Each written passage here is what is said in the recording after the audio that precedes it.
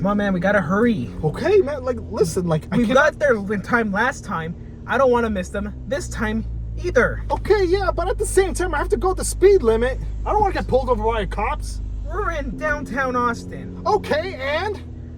There's cops everywhere. And people drive crazy. Exactly. We're not gonna stand out that much.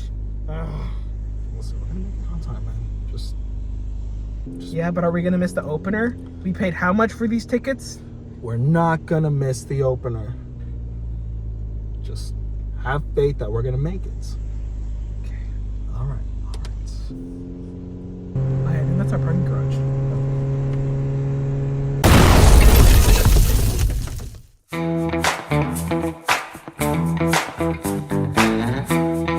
Fucking copied me. You know you copy me. No, you. No, you.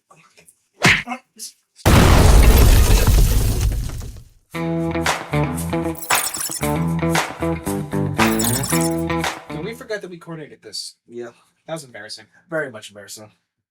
But Wait, was that all on camera? Yes. Fuck. Why didn't you say anything? I thought it was gonna be cut up. Don't know. That's why we feed her. That's why we feed her half sandwiches. Next time it's gonna be a crumb. Or on thin ice. Anyway, let you get ice with your water. So yeah, there is a reason we're matching. And also, today is, funny enough, the anniversary of when we saw a particular band. Queens of the Stone Age. Funny how it's fitting that I'm wearing a king hat. Yeah. The blanket statement we can say was, it was good. It was very good. How would you rank it of amongst the concerts you've been to? Let's see. That is a good one. That is a good question. Like top 5 for you? Top 5. Yeah, top 5. Like, I just placed it at You're not sure where in the top 5, but you know it's top 5. if I decided to put it in a nice placement, I put it up right here. If It's definitely top 5 for me, that's for sure. indeed. But I guess we should kind of explain who Queens of the Stone Age are. Explain. This is your episode. That is true. Queens of the Stone Age, for those who don't know, are a late 90s, early 2000s rock band, more in the alternative rock scene. And they're from the Palm Valley Desert scene in California. So as a result, this genre has also been called desert rock, which is just a fancy name for this particular genre of stoner rock. It's kind of like some kind of metal and psychedelic influences Indeed. for this genre, and you can kind of hear it when you hear Stone Age. If you don't know, if you're not sure if you've heard a Queens of the Stone Age song, their most well-known song is No One Knows. If it sounds familiar, that's why. Again, they were more a thing in the early 2000s. Indeed. That doesn't mean they stopped making good music. They're just not as mainstream as they used to be. And we can kind of talk about that a little later, about why that happened. But, yeah, it's a very fun band. Kind of vibey, if you will. They're vibey, but they also have those headbangers, too. Indeed. And we can also kind of rank. I can rank the albums later, because you haven't listened to all of them. Well, we have not. But I think we should also elaborate how I got you into Queens of the Stone Age. You said you had heard some songs before, right? Yeah. So, what was it? I definitely remember hearing, Go With the Flow beforehand. And I forgot where I heard it from. Either it was on Guitar Hero, if it was. Most likely it was that. If not, then I've heard it like at least once on, I don't think it was on radio, was it? It was a single, so Yeah. it was on rock radio at the very least. So if anything, it was on a rock radio. I remember jamming out to it, and It's a good song. it was a really good song. Then later on, what was it? I introduced you to the music video. Indeed. And this right here is one of their best, if not their best music video, in my personal opinion. Though I don't think many people will disagree with that sentiment. It is a very, very cool video. How I originally got to that also was because back in college, community college, I remember you helped create a nice playlist for me, and Yes, I did. And what was it? It was a really great I remember I called it King songs for the King. Songs for the King, And and you ended up liking all of them, even the Green Day song, when you weren't really that hot on Green Day at the time. indeed, That's a story for another day, but another day exactly. that was one of the songs on there. It reminded you of the original song, and then it just kind of went from there. Indeed. And then as far as how I got into Queens of the Stone Age, was kind of around the same time I was getting into music in general. I was really into Green Day, and there's one YouTuber liked Green Day. He also liked My Chemical Romance, which was another band I was getting into. Same with Paramore, and in his top 2 favorite bands for both editions of that video, he had Queens of the Stone Age on it. So I wanted to check him out. So I'm like I have a lot of overlapping taste with this guy, and I still do actually. Mm-hmm. So I checked him out, and I was like, "Yep, it's good." The first song I checked out was Little Sister, and then when I was listening to the top songs on Spotify, I realized I'd heard No One Knows actually from Band Hero, the DS version.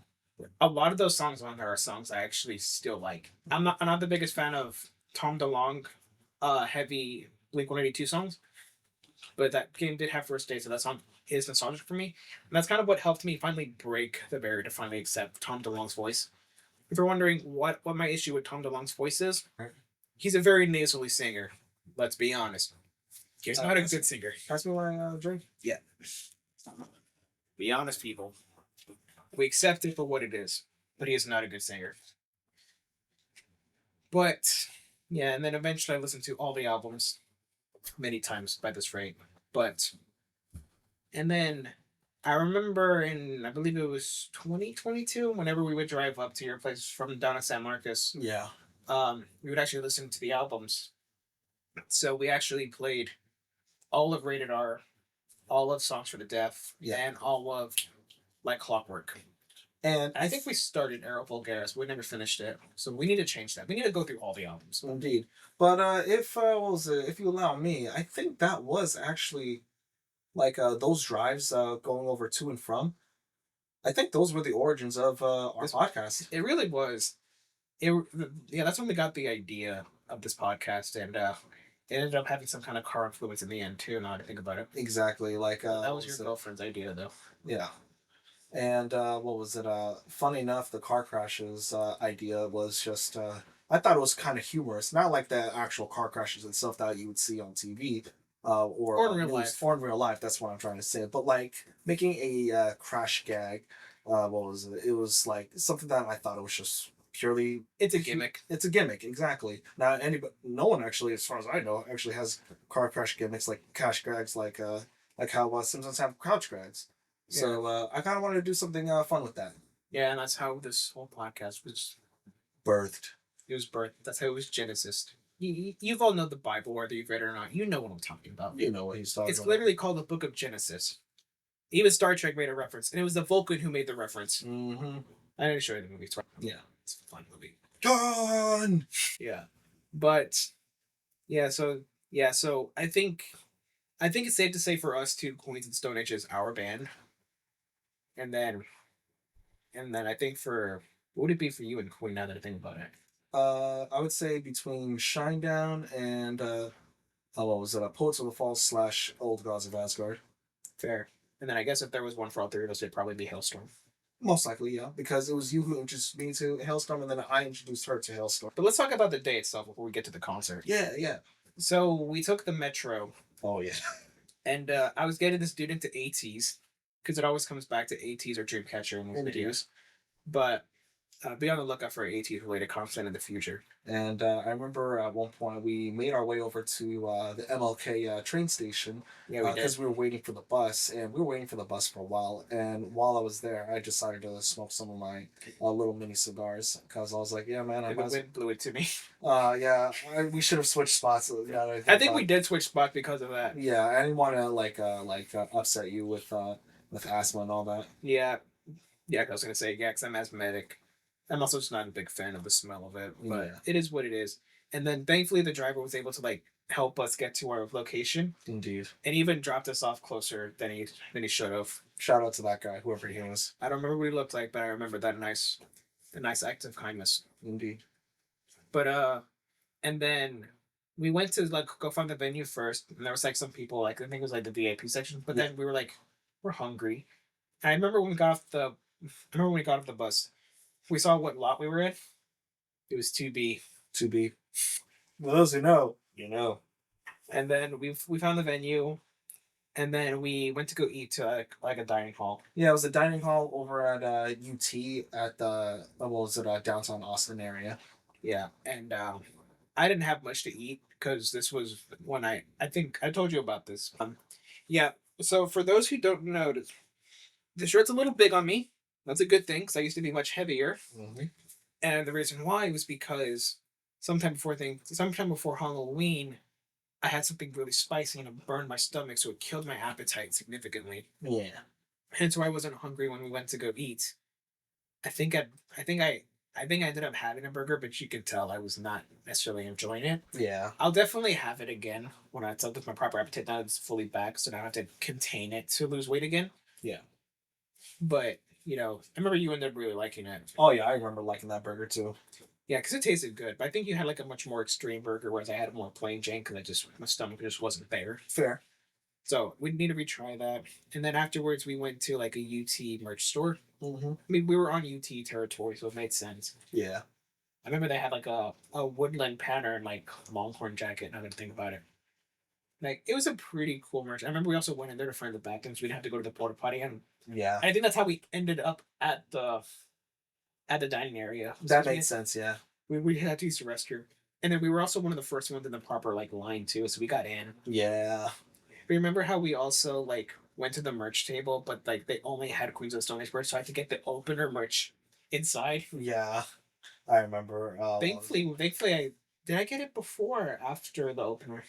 I believe you got it before the opener. Like I just got lucky with finding a table. Yeah, you did. But what's funny too is that like as soon as we got inside in the venue, what was it? I was waiting for you for whatever reason, and I think I just had to use the restroom. I think. Yeah, Because and I mean, if you're going to a concert, you'd want to go to the restroom beforehand, so that way you Of don't miss course. any of it. so what happened was is that like while I was waiting for Cross, I some guy stumbled across to me, noticing that I had so many pins on my hat. Oh yeah. And he was like, "Listen, man, like, did you want these? I know you would enjoy these more than I would, because like I see all the pins on your head. I just only wanted this one pin." And I was like, "Heck yeah, I'm gonna grab that. Yeah, I'll take that, man." Yeah, because you got a Queens of Stone Age pin, right? Yeah, and I And I got a patch. Yeah, I think I put the patch on my Switch case so I don't use it right. because I actually did lose it for like a day. Uh, But but yeah, no. So like, what was it? Yeah. Yeah. So I took one of the pins. I believe. What was it? Let me see if I can find it right here. Shocker! Taking off my hat. He's taking off his crown. Let's take off my crown. All right. So yeah. Okay. So this is the pin that I have right here. It's It's the one with the red skull. okay. Phantom Pain. Yeah, but yeah, I think also when we were on the way there, we like listened to as much of the as expected set list as possible. Mm-hmm. It was a damn good set list, by the way. That was definitely good. When we got there, I remember you said you weren't really sure about the opener, and then like I recorded big portions of it, and by the end of it, you were like, "Yo, dude, send me this." Yeah, like because you were really fascinated with the opener won you over. Yes. I also just remember seeing like how sad it was that like most people don't show up to the openers. Yeah, man. Because like, if you're gonna go to a concert, at least stay for the opener because We like paid so much money. Like we didn't spend a Exactly. lot of money because we know where to get tickets. But yeah, the opener was spiritualized. For those who have never heard of them, and I wouldn't be surprised if you hadn't, they're they were contemporary with Radiohead. Their first album came out around the time of OK Computer, and it actually beat OK Computer for the year end lists. Is it better than OK Computer? No. Is it good? Yes. And how I describe for them is the Radiohead comparison is kind of apt. They're kind of that alternative rock, but they have like a much more kind of like atmospheric type of vibe to them. And I know for like the 2000s era, they had like a lot more gospel influence. Hence why they had the choir singers in the background. yeah, And that was a pretty good set. that was a good set. It was 3 long songs, but they were really good. They made it count. And like those, like the background, the backing singers were like really helped sell it. and And he's just like sitting down, so it kind of had like a jazz band type of vibe to it too. I will say that it was definitely very vibey. I mean, all the songs that I heard was vibey, but like what was it with this particular band? It was very much vibey. Like you were just like you're feeling the music Yeah, instead you of feel- just listening to it. Yeah. Where I think Queens of Stone Age has more of like the fun dance type of vibe. Spiritualized had more of like a slow dance type of vibe. Yeah. I know they were like mutually friends with each other. Like it was one of those like it kind of like how on the surface these bands do not make sense being on the same docket. When you actually listen to it, it's like yeah, it kind of makes sense they're on the same docket. Yeah, it was a good time, man. Yeah. And I love how like after like a few songs into Queens of the Stone Age set, Josh Homme is like he's like and you also spiritualized, right? Yeah. Like we cheered, but everyone else was kind of like, yeah, you saw them. Like, Come on. fuck y'all liars right here. Cause like Sorry, my Gmail went off for some reason. I felt it. Normally it's silent. And I felt the vibration. But anyways, Get your phone in check, man. Get your phone in check. that's rich coming from you. But it. And as for the set itself, it was good. It was good. They did play songs from, I believe, every album. If they didn't, they probably skipped Villains. Though I don't think they did. I think they played like Used to Know. But yeah, this set list was obviously very heavy on this album, In Times New Roman. Very good album. Gotta love the font. Yeah. Yeah, this was a dad jokes album. Like the end is Nero. Because In Times New Roman. Yeah. Yeah, like it's like emission control. Like it was a very good album. Like I was kind of surprised how good it was, because I was like, it's been a while since Villains came out, and Villains, while a good album in its own right, it's also their worst album. So I was genuinely surprised with the quality of the album too. You haven't heard it, but you've heard some of the songs on it because they were on the set list, obviously. Yeah. But it's a very good song. I also just love that it had a lot of variety. Very much so. Yeah, I mean, yeah, it played a lot of rated hard songs for the deaf songs, but that also makes sense. They're their two most popular albums. Exactly. Like even some of their lesser loved albums, like Lola West and Paradise, they still played, Little Sister, which is the most popular song on the album. Yeah. It's a cowbell song. Of course, it's good. Of course, yeah. Yeah, if you want to know you have a good song, you start off with the cowbell and then you're entranced throughout the whole thing. Yeah, look at what was it? Blue Oyster Cult. Blue Oyster Cult and the SNL skit that it inspired. Mm-hmm. Yeah, the Hailstorm song. It's Not You. The one song I showed him, and then that ended up getting him his girlfriend. Again, the cowbell is magical. That's all I can say. But let's see. We'll get to the encore eventually. That's what Oh yes. Okay. We'll get to the I encore. was wondering when you were gonna get to that. We'll get to it eventually. Because I knew something was happening for the encore. Because I looked at the set list because I wanted to like familiarize the songs that they're gonna play. For it's like, what song is this again? Yeah, one of my favorite jokes was like how. So for a little bit of background information, Queens of Stone Age was one of those bands that had like an unstable lineup until it finally got stabilized around Era Bulgaris era. So other than Josh Homme, the lead singer who's been on every album, there's been one other kind of constant presence since they're about songs for the deaf era, and it was Troy Van Leeuwen. I can't remember how to pronounce his name. This guy here, he's been a part of many bands, but it's even a perfect circle. If you know, you know. But Queen of the Stone Age is now his stable band, and I remember just saying because he was introduced to the band and he introduces Troy as his boyfriend, which I think is funny on a few different levels, because you can tell they're obviously good friends, but also he was going for a little bit of other background. Josh and his ex-wife were suing each other. We're not going to go into the specifics because it almost canceled Josh. Mm-hmm. He ended up winning the case too, so something happened when the guy wins the situation. But moving on. Yeah, so that's why it put like an extra layer of comedy on it, because like I understand what's been going on with him in his private life, and I guess I should also kind of bring this up. He recently was in the hospital. They had to cancel the tour because they couldn't get him help in countries, so I had to send him back to America. I think he's doing much better, which is good. That's good.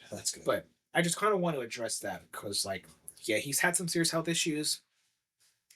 There's not any direct way you can support him, but check out Queens of Stone Age's music. That's it's very good. Like I meant, there's no donations or anything. Yeah, but just checking it out. This means a lot of support. Yeah, but I cannot speak for Queens of Stone Age myself. But yeah, but I just find that funny. If any, that is the closest thing you have to a spouse at this point is Troy. I just love how I guess someone commented, it's like it's okay for another guy to call another man handsome. It's okay. It's what it is. Yeah. And I just love his interactions with the crowd. I can't remember every single joke that was thrown. I'd have to go through all the recordings. Right. But it was a good show. The lights were great. The use of colors. I think my favorite color they used was green. Because you remember what I'm talking about, right? Yeah. It just worked. Definitely love red. Yeah. We'll get to there. We'll get to that. I think some of my favorite songs that were played was Lost Art of Keeping a Secret, Feel Good Hit of the Summer, No One Knows, First He Giveth. Oh, yeah. Same. They didn't play my favorite song off of Era Folk Heroes, which I was kind of disappointed about, but they still played a song off the album. Yeah. Because, that was kind of their, low point album at the time, but it's gotten, more love ever since, because it's also one of their hardest records. Yeah. Again, they're kind of a vibey band. So I kind of understand why the tone might not have fit, but I mean, it worked. And yeah, yeah, like Clockwork was such a good album. Like it kind of brought them out of the funk they were kind of in. Whereas Lullabies to Paradise is probably what I would say is their second worst album after Villains. Again, not bad albums. Like Queens of Stone Age is one of those bands I can safely say does not have a bad album, but it's kind of a case of like B tier, A tier, S tier type deal. Yeah. Like the Villains and Lullabies to Paradise, they're like B tier albums. Whereas everything else is kind of like safely S and A, so I would safely recommend the whole discography. It's also like 1, 2, 3, 4, 5, 6, 7, 8 albums. So That's good. You can listen to it all in one day and you'll be great. Be solid. Indeed. But I guess to talk about some of my other favorite songs, we have to talk about the encore. Oh yes, that's what I've been waiting for, man.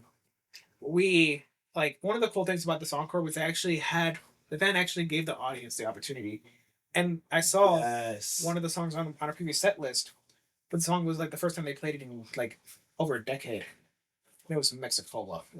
I was like, oh, I hope that song gets played at our show. And someone in the audience asked for it, so we got to hear it. We're gonna play a little portion of it here. It's not a single, but it's definitely one of those like popular fan favorite deep cuts. We'll play enough so that we don't get copyrighted. Yeah, just a small smidge. Just right here. Good stuff. Chef kiss. And a lot of people were asking for Go With the Flow, but they kind of ignored it. We'll get to it. And then I remember someone kept asking like for someone asked for Burn the Witch, but like only one person asked for it, and it ended up not getting played. I think they played like a few opening notes, if I'm not mistaken, but I used to kind of like tease it. I think that's when they ended up playing First to Giveth, which fun song. Yeah. Out of the three singles from Songs for the Deaf, which are No One Knows, Go With the Flow, and First to Giveth, it's like the one that's overlooked because the other two are behemoths in their own rights. Mm-hmm. But hey, it's a damn good song. You've heard it. Oh yeah. Again, Songs for the Deaf. That and Rated R are the two albums I would suggest starting with. They're that good. Especially if you're driving, Songs for the Deaf is the better choice. But only a little. When you listen to it, you'll understand. Exactly. And I am the witness of it, so yes, it is a good driving song. We listened to both of them while we drove. Exactly. I think we listened to like 3 albums in that whole like drive. No, I think it was a day out in San Marcos is when we did that. San Marcos, yeah. We went to the outlet. They show a picture of you with that kid car thing. I still have that photograph. Yes. But yeah, and then we should talk about we've alluded to it enough times. Go With the Flow. They played an alternate arrangement of it, and I want them to do an official release for it. Because it was like, yeah, we did a new arrangement of this fan favorite song, Go With the Flow, and the whole crowd I think was excited to hear it. I know I was. Yeah, because like I knew it was going to be played, I just didn't know how it was going to be done. Exactly. And because like you would think No One Knows is the song that gets the encore treatment, but no, it was Go With the Flow. And it was such a cool arrangement. I can't vividly remember every detail of it, but it had a different intro, and then it goes into the song proper. Yes. It was definitely an experience. Good song. It's my favorite off of Songs for the Deaf, and it's top 3 for me. Mm-hmm. It goes between like Little Sister and Go With the Flow. It's my favorite Queens of the Stone Age song. The other top 3 song for me is Monsters in My Parasol. That's my favorite Rated R album. But I think as far as the concert, that's most of what we talked about too. Pretty much. Because like it was a good show. We got our merch obviously, and on my hat. We got stories for it earlier in the day. Let's talk about us leaving the venue. Oh god. We thought we were gonna be able to catch a ride back to the metro and then take it back, but now that didn't happen. Nope. So my mom had to pick us up. Indeed. I remember when we were doing that, I was doing the AT's like John Coe's Symphony No. 9 like high note series, and I actually hit it. Nice. And then like every time I tried to do it afterwards, we didn't do it. And we were able to hit it. We also ran a lot that day too to get to places in time. So the fact that I also did that like out of breath was kind of impressive in its own right. Indeed. Not healthy, but it was kind of impressive. But yeah, no, like, and not for nothing though. I thought like I was navigating this very well because I remember building, and I was like, okay, we need to head to this bank so that we could make it all the way over to the metro. And We were wrong. we were so wrong. So yeah, we had At to least call we it. got we had to call my mom to pick us up. But you know what? We are home safe and sound. Obviously, right here. Exactly. And then Or are we? Yeah, no, we're here. yeah, but do you want to continue just talking about Queens of the Stone Age's music, like things like the albums? I mean, So what was it? The ones that I'm somewhat familiar with is the one with what was it? The Go with the Flow album as well as the Rated R. yeah, And what was it? Definitely what was it? The Go with the Flow one is obviously like one that I'm actually most familiar with. I Songs of the Deaf. Songs for the Deaf, yeah. And not for nothing though, I still need to what was it? Like listen to more Queens of the Stone Ages because like most of them that we've listened to like has like floated out of my head for the exception of Go with the Flow. That's the only one that is Yeah, remaining constant in my head. So yeah, that one is right there is just living rent free. yeah, yeah. A lot of it can kind of, I wouldn't say blend together, but it's definitely one of those. They're one of those artists that you have to pay attention to when you're listening. Mm-hmm. There's a lot of gems in their discography. Like, and those songs sound exactly the same too, No, which I can certainly appreciate. Like, I love AC/DC, but I'd be lying if I said their songs sound distinct from each other. I'd be lying if I said that. But as if I were to rank the albums, I would say Rated R at the very top, and then like if Rated R is like S tier. it's like S tier, but like a 10 out of 10, then Songs for the Deaf is also a 10 out of 10, but it's kind of like it's like when we're talking about like Legend of Zelda, like they're like a lot of them are 10 out of 10s, but there's clearly some that are better for like one reason or another. Yeah. So it's like both 10 out of 10, but one's like and more specifically like 9.99 and the other's like a 9.98. Yeah. Like we're talking margins here Like as far as what's well, better. very close margin. Yeah, and for a lot of people, like either one's their favorite for obvious reasons. They're just that good for experiences. Indeed, indeed. Afterwards, I would say is their comeback album, like Clockwork. It is very good. That's like a S tier bordering with A tier. Yes. And then I would say for their A rank albums, their debut Queens of the Stone Age, and Era Vulgaris, and then I need some more time within Times New Roman because I haven't had as much time with it compared to the others. But I would say that's kind of varying on the A and B, while the B rank albums are Lullabies to Paralyze and Villains. Yeah, I mean that's yes, an evil. Okay. But yeah, like when your lowest rank albums are B tier, you know you have a pretty good discography. Mm-hmm. There's also not as much of it, so there's not as much room for it to be bad. Because of the long gaps, Josh Chime likes to take his time to make them as good as they can be. Listen, it's an artist doing his work. You let him do his work. Give him all the time he needs. That's how an artist perfects their work.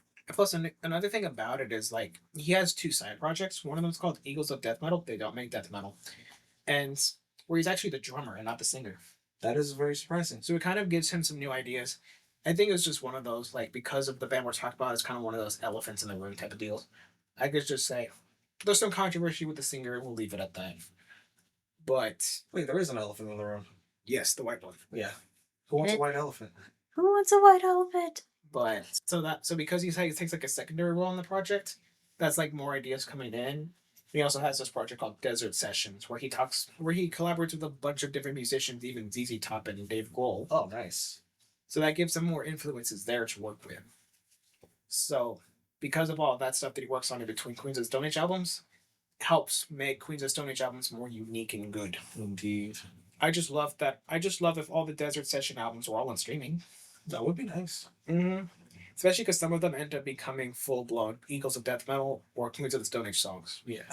Yeah, this one feels comparatively shorter than the previous one we did, but at the same time, it's like we are talking about one band and a concert experience, so it's like kind of a bit more narrow focus. It's very narrow focus. But indeed. it's literally been a year since we saw them.